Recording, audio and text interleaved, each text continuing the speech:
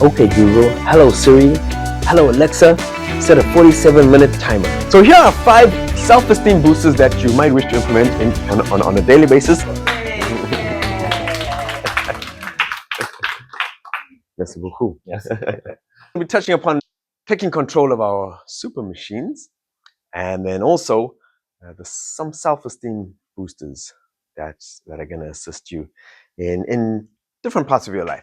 Starting with the laser focused mindset. But this was the arena at the Commonwealth Games where I competed and performed that. And it was such a privilege to see my flag hanging in the arena when I stepped in. But you can just imagine the feelings that surrounded entering into such a space. There were almost 5,000 people. We had camera crews, and not to name the competitors that were also triggering off a whole lot of anxiousness. But I said to myself, before I get onto anything, I need to focus. Focus. What did I do to incorporate that focus? There were a few mindful masteries that I put into place. There were a few interferences that disrupted those mindful masteries. The first one was the distractions. You know, people used to call me out from the crowd, Courtney, Courtney. I had to block out those distractions. Every athlete, when they're preparing to run or to jump or to play the ball, you know, you can see their focus. So, and just taking away those distractions. The second one was just the overwhelm that was involved in stepping into that arena.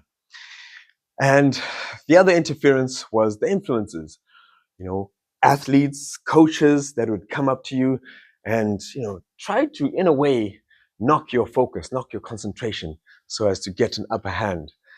There were the solutions that I put into play. The first one was I said, okay, I'm going to block out everything. I had these old school, you know, those old school headphones that we used to have to plug into the Walkman that I used to have. And I blocked out all those distractions, overwhelming feelings and influences with those headphones, and just was more focused. Then I said to myself, I'm going to focus on one thing at a time. I'm not going to think about what happened if I had a bad performance, the previous apparatus, or the one apparatus that I don't like to do. I'm going to focus on the one that is up next and go through the routine.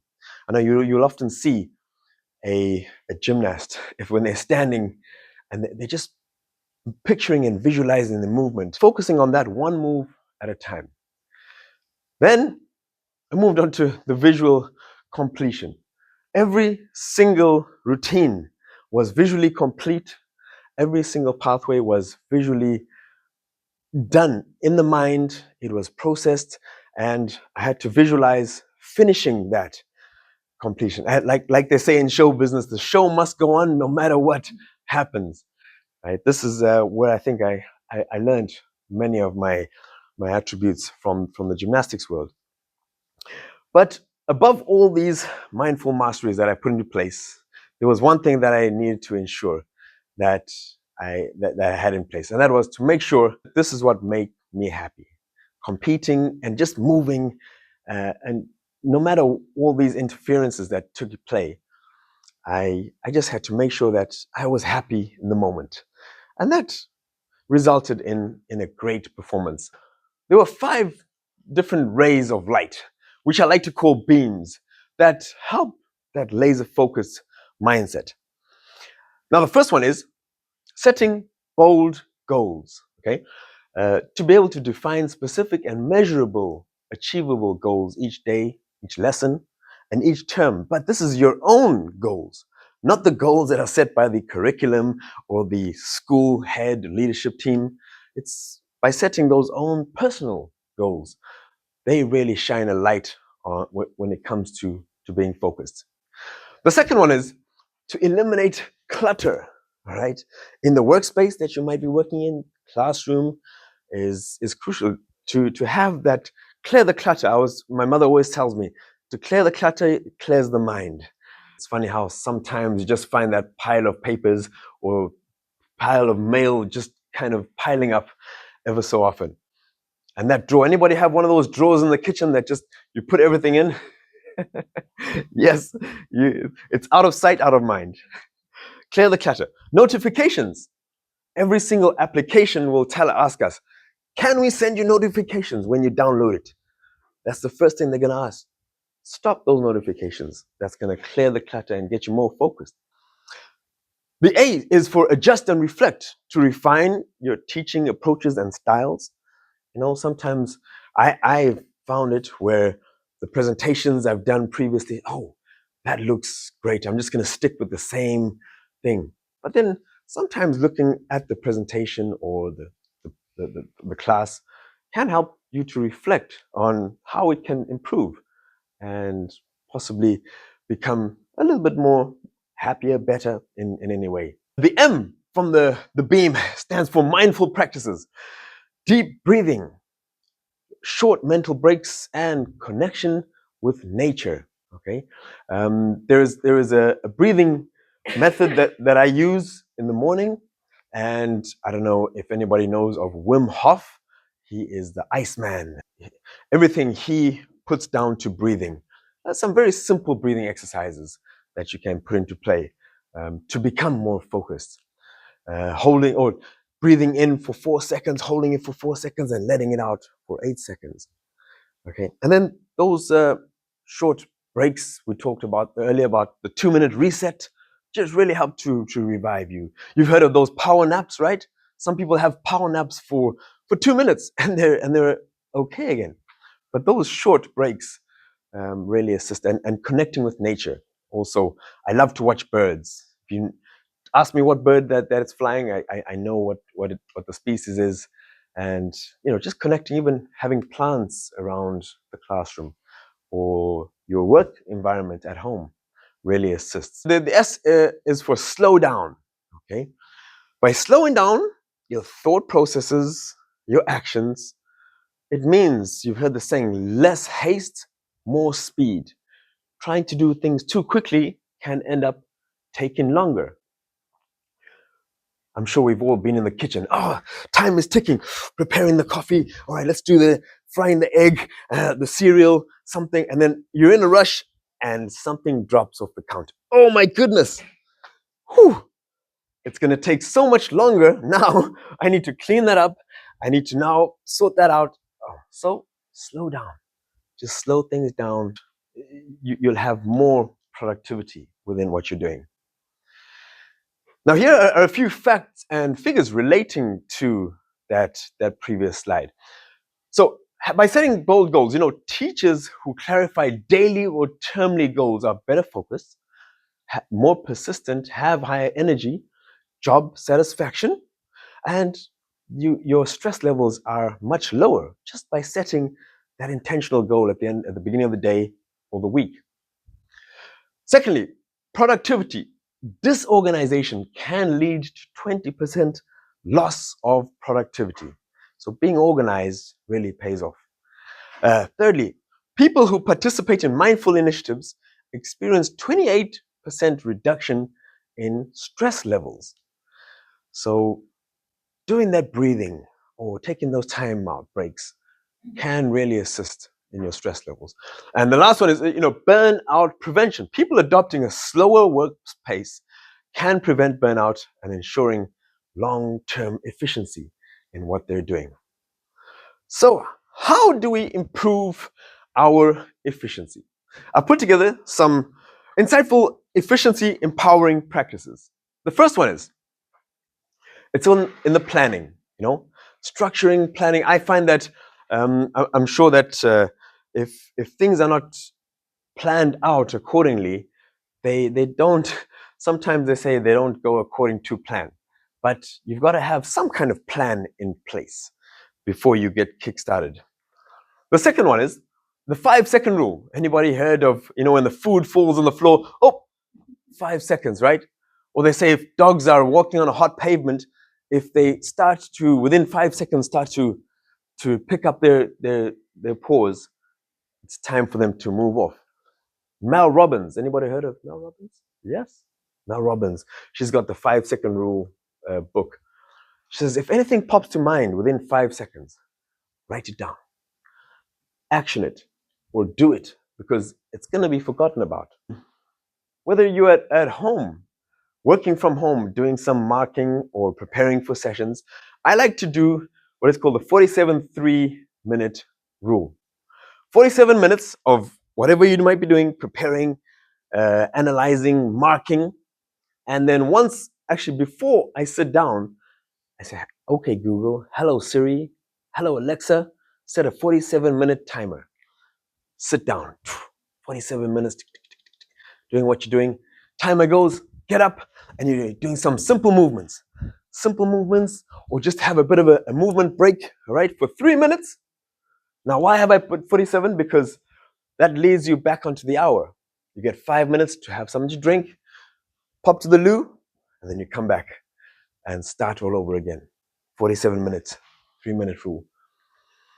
Anybody read this book? No? Wow. It's been on the top bestsellers. In fact, in the libraries now or in the bookshelves, it'll still be there. By James Clear. Atomic Habits. He talks about starting small, right? And implementing small strategic habits into, just say, for example, you would like to get more exercise done in your day. He'll say, right, you wake up, that's one habit. You get up, brush your teeth, that's the other habit. You want to stick in, so before going down to eat, you might wish to do a few sit-ups. Now you're habit stacking, you're placing a new habit into other habits that already exist. So you're stacking of the habits. And he says, you start off small. That could lead to exercise, small movements, and then going into bigger workouts, to a gym session, for example. So starting off small can help to improve your efficiency. And marker points. I'm sure you've all typed into your directions. All right, I need to get to Scotland, but we need a break in between. So we're setting a marker, a gap point, where we're gonna stretch our legs, have a walk if you're driving, you know. But and also by reading, what has helped me set kind of efficiency marker points is, I would say I've got to read 30 pages today, but I'm gonna make sure that I get to 10. That is my marker point. And by having those marker points in between, they just help to boost your efficiency. Wow, yes, I've completed it. Right, let's move on to the next one. Yes, completed it. You know, setting those marker points can work out better. Okay, we have a laser-focused mindset pen challenge right now. Okay. The objective is, can you all, with the hand that you don't write on, balance your pen, right? Just make sure that it's comfortable and it's balanced on 2 fingers. So not too high, just close to you, right? And I want you to be able to move that pen from left to right, like on a 45-degree angle. That's right, okay? But your other hand, your writing hand, needs to be ready to write, okay? So make sure that your writing hand is ready to write. And we are going to keep on moving that pen, all right? Don't stop the pen moving. And I would like you to please, the objective is to write down what is going to turn up on screen, okay? Keep on moving that pen. Don't let that pen stop, all right? Are we ready? Are we steady? And the first person to finish writing what is on screen, put the pens down and hands on the head, okay? Ready? 3, 2, 1. Keep that moving that pen. Right, you're going to write your name and date of birth. Name and date of birth. Just keep on. I see some pens stopping. Keep on moving that pen. Yep. Don't stop moving that pen. Yep. Keep on moving that. Name and date of birth. And then we've got that sentence, the sentence below. You should know your name and date of birth off by heart. All right. And the sentence below. I've put some German, some Spanish, Japanese. Yes. Well done. Yeah. Please keep on moving that pen. Don't stop moving that pen. Yep. Hands on the head if you're finished. All right. So what I noticed was when people got to the Japanese, that pen stopped. Okay. So that's an example of, that the mind is only really designed to focus on one thing at a time. Okay, as much as we try to focus, if we put all the focus on one thing, it really, really helps. I'm sure the handwriting would have been a bit neater if we weren't moving the pen, right? Yeah. How can we create adaptations for our super machine? In order for it to improve our confidence, help with consistency, and create more clarity. Can everybody pronounce this word? Anybody pronounce this word for me? Yes. To ketchup. Well, they say ketchup. Ketchup. Can everybody say the word again? Ketchup? And again, ketchup? That's right. It's easier said than done. Because it was a Russian gymnastics move, okay? And it was called the ketchup. Now, I'll show you what it looks like. This is what the ketchup is. Yes, easier said than done. So this was one of the most intimidating moves that I had to implement into my gymnastics high horizontal bar routine. But there were many passing thoughts. The passing thoughts were, what have I got myself into? The other one was, am I ever going to get it right? And then there was, what will come first, the floor or the bar hitting the back of the lower back? These were all thoughts that came through to the mind. But there was one small glimmer of hope thought, and that was, how can I possibly make it work? So there was one positive thought over 3 negative thoughts.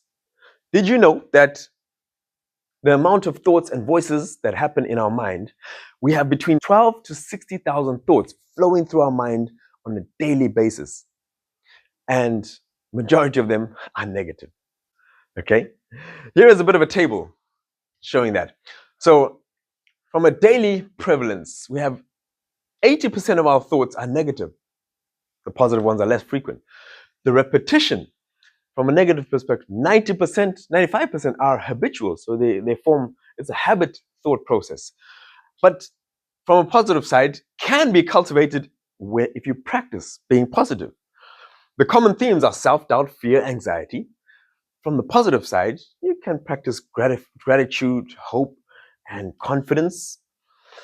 From an emotional impact, it increases the tension and depression, all those negative thoughts.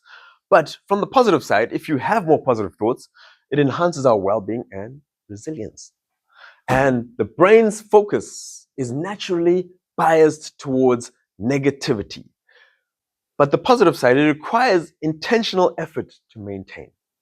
I'll just give you an example. I met up with a friend who organized an event for us this week. Lovely, lovely lady. But she has one eye that doesn't see right, and the other eye is straight. Did you know? And I said to myself, why is it that you focus predominantly on the eye that's not right?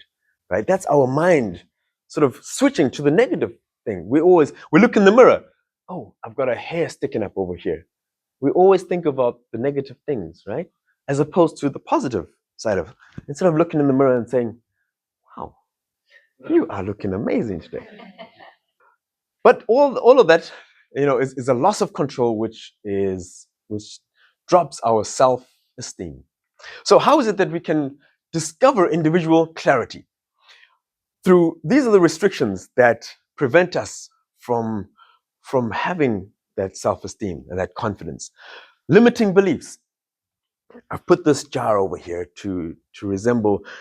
Once upon a time, there was an experiment carried out where there were fleas put into a jar. Okay, the jar top was put on, and the fleas were jumping, right? But they were hitting the jar top, right? After the day, the container jar the top was taken off, but the fleas, none of them jumped out because they only knew how to jump a certain height. And that, by having that shows how, if we limit our beliefs, it makes us think that we can only achieve a certain something. But by opening up those beliefs, which I'll cover on some solutions shortly. So we have limiting structured beliefs.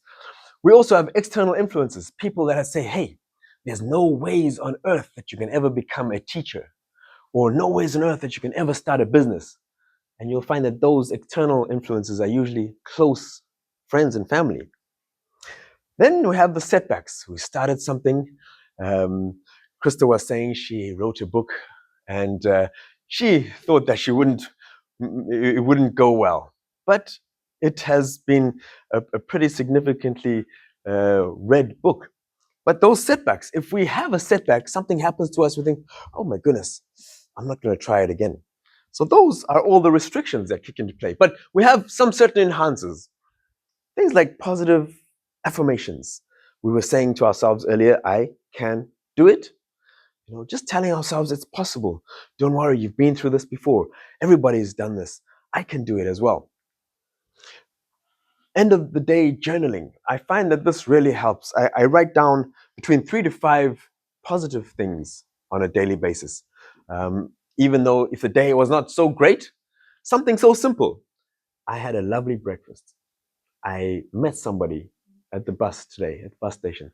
Something so simple. Just ending the day on a positive note in a journal next to my bed really boosts and enhances my clarity. And your gut feeling and awareness. You often, if we have this feeling, should I go this way? Should I do this? To have that connection between our gut and our mind really helps to enhance clarity in what we are doing. So here are 5 self-esteem boosters that you might wish to implement on a daily basis in your professional and your personal lives. The first one is, don't compare yourselves to others. This is a huge thing. We always think, oh my goodness, Susie has a better handbag than I do, or John walks a certain way or talks a certain way that I don't. The second thing is, on the 28th day of each month, it might be worth creating a monthly vision board. Because by creating one vision board for the year, so many things change in the year. So maybe on that vision board, it might be a board that you stick up at home, in your closet, in a diary, just a couple of pictures, a couple of sayings that represent what you want to achieve, where you want to go. The third one is weekly Sunday priorities. So writing a blueprint list on the Sunday before the week starts. Okay, this week, it's that planning strategy. I would like to, be more energetic in class. I would like to accomplish a certain number of pages or reach a certain place in the curriculum. By setting that every Sunday, that just helps to solidify your clarity. The fourth one is, you might wish to call upon a friend or somebody that you might have met as a mentorship or somebody that can hold you accountable. Hey, you said that you were going to finish this part of, just say if you are creating some coursework, what did you do last week? Did you complete it? That person checking in once a week can really, even if it's 5 minutes, how are you doing? Yes, okay, all is good. Did you do what you said you were going to do? Maybe, well, yeah, okay, and if I find that even if you put money down to that person, say, if I don't do it, I'm going to pay you so much. You'd be surprised how quickly that whatever said you're going to do is going to get done. And don't forget to celebrate those small wins on a daily basis, okay? Even if it means walking out of the classroom and saying, yes, I've done it. Done another day, and I've enhanced the language abilities of so many pupils today. Yes. And by having and implementing just some of these self-esteem boosters, it really gets you into what I like to call a busting into flow state, right? You just get into that flow state of thinking because you've planned correctly, you've anticipated what you're going to do, you've set yourself up, you've boosted your confidence, and you're just into a flow state. So critical and so important. Okay, what I'd like to do now is we're going to go through a test, okay? And it's what I call a confidence and efficiency test. The first objective is we're going to pile the nuts up one on top of each other like that, flat faced, okay? So the big ones at the bottom and the small ones at the top. Ready? 3, 2, 1, go.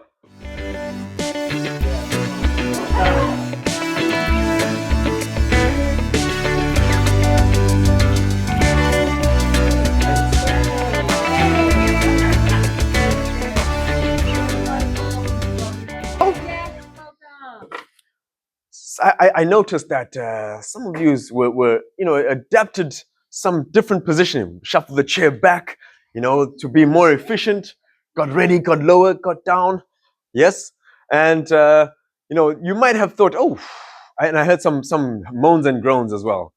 That could have been the negative voices. Oh my goodness, right? And there were also, I guess, it also kicks it off with some limiting beliefs. Is this actually possible? Could this be done? Yeah. But then once you got going, you got into that flow state.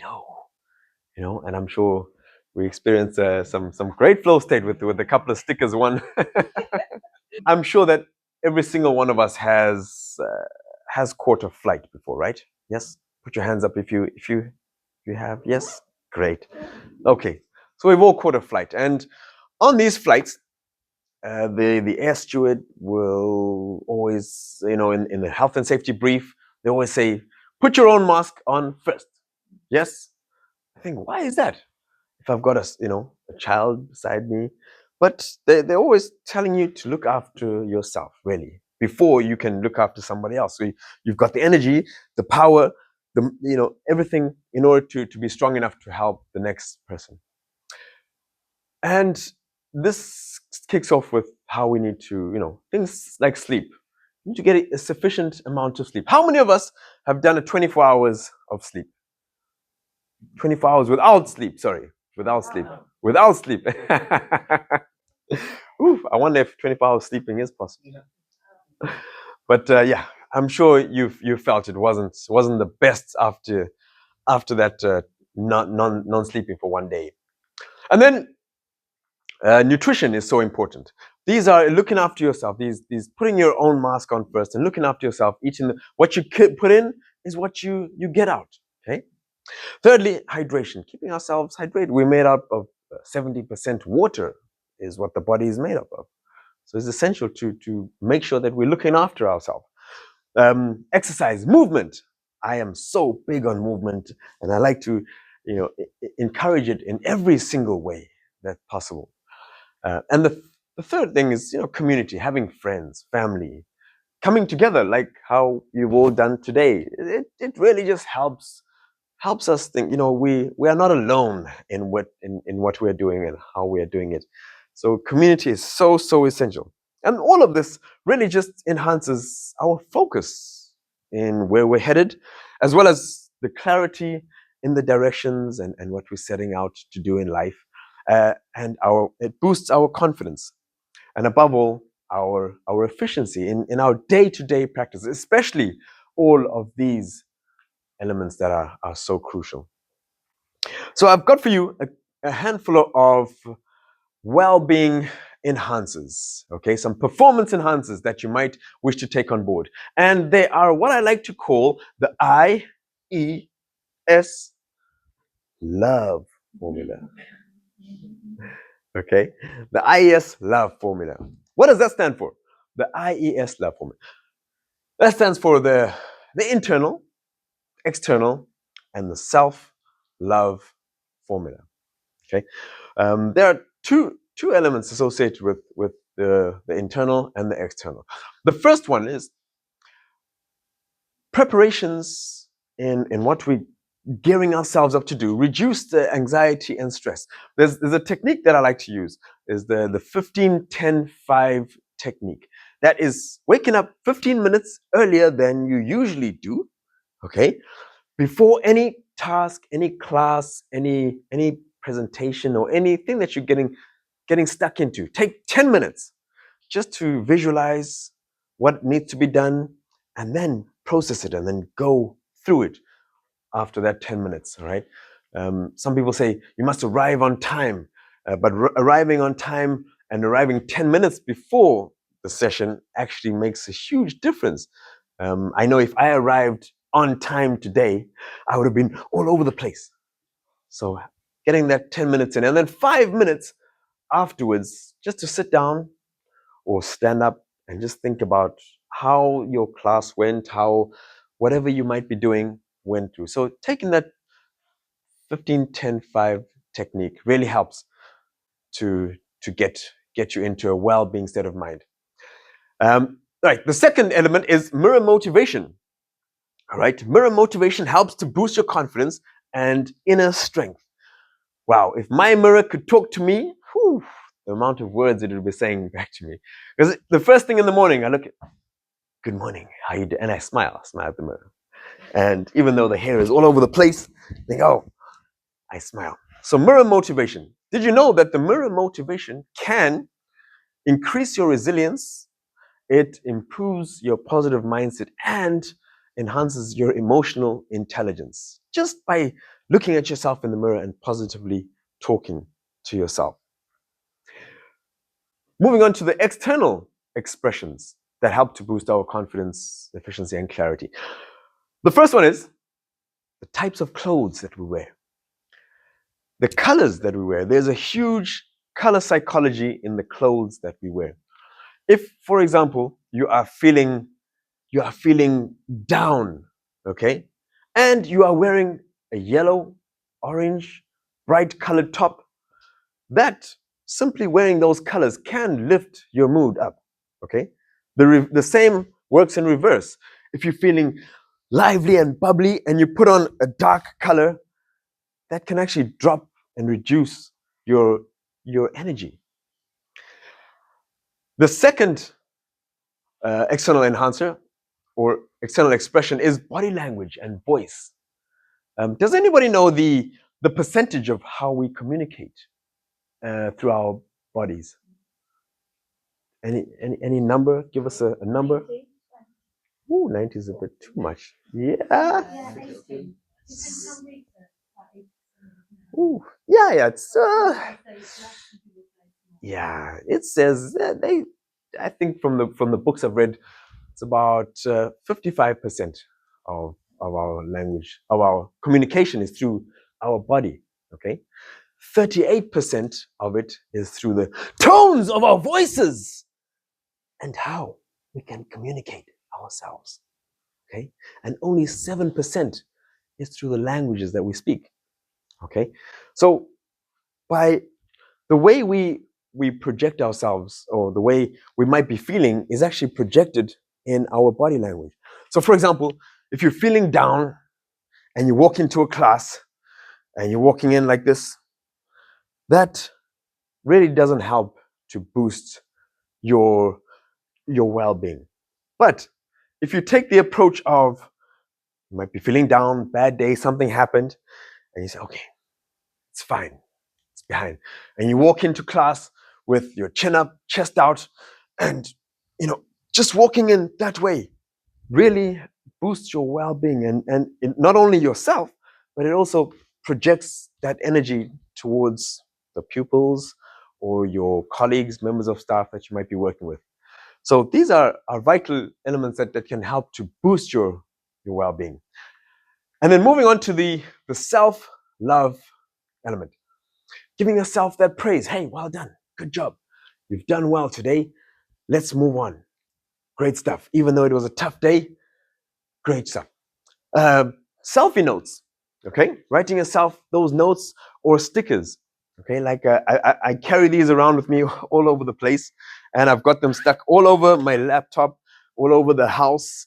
These notes that just say, hey, good job, keep going, follow your dreams, aim big. It really assists in those well-being enhancers. The other one, the last one is creating self-boundaries. Right? Sometimes we don't know when to put the phone down.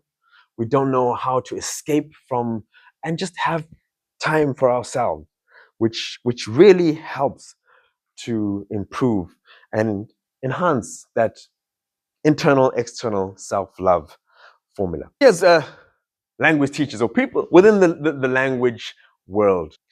You have all been given a duty, and I think a lot of us know what this means. Yes, yes. Can you give me an? All right, great stuff. In loco parentis, in place of the parent. So you've been assigned that privilege, yes, to take the place of the parent for those certain hours of the day, and that privilege involves, your presence within the classroom, your presence as well as your energy, the way you project yourself, what you pass down onto the pupils, and the interaction, those games, those exercises, those activities that you might incorporate into that class or that session, and that shows in the results that, if all of those are in place, it's a full circle. The results will show for themselves. I want you to remember one thing. Everyone who remembers their education remembers a member of staff, and not the methods and techniques that are taught. It's the energy and what the staff member does give. So just remember that you are all a work of heart. Okay? You all, yes? I just had a message from a colleague who sent me a notification saying teaching is a work of heart. Okay, no way. Just like half an hour ago. No way. I must have spoken to that colleague earlier. Please send that message. You are all privileged to be in the position that you're in. So just remember that. And by having those elements in place are so critical. I'd like to wrap things up now with 4 powerful words. Okay, 4 powerful words that you can see on the screen and are also on the stool that I like to carry around on the trains wherever I go, just in case I don't get a seat on the train. So the first one is, we have to make sure that we taking care of our well-being, because without us, essentially, there's no movement, there's no life, there's no energy. So we have to take care of our well-being in every element of the word. The second word is our resilience. We have to be strong and powerful to take on any challenges, obstructions, obstacles that we might be going through on a daily basis in our professional life or our personal life. The third word is to be aware. By being aware of our surroundings, of ourselves, our strengths, our weaknesses, helps us to become aware of everything and everyone around us. And putting those 3 elements together just helps to produce our best performance. Yeah. So having those 4 pillars in place, it creates something that's sturdy and strong and powerful. And it helps to generate a lot more energy. It helps to give us a lot more clarity, efficiency, and confidence. And it also helps us to understand how we ourselves can become and enhance more of a balance in life.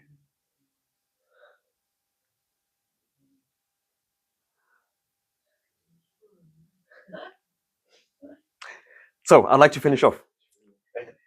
By asking you a question. What is it that you can take away from today that'll help to enhance your positivity, confidence, and efficiency in your teaching and your personal lives?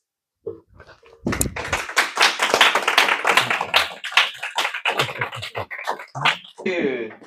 Thanks, Maria. One more time. Yeah, thank you. Nice.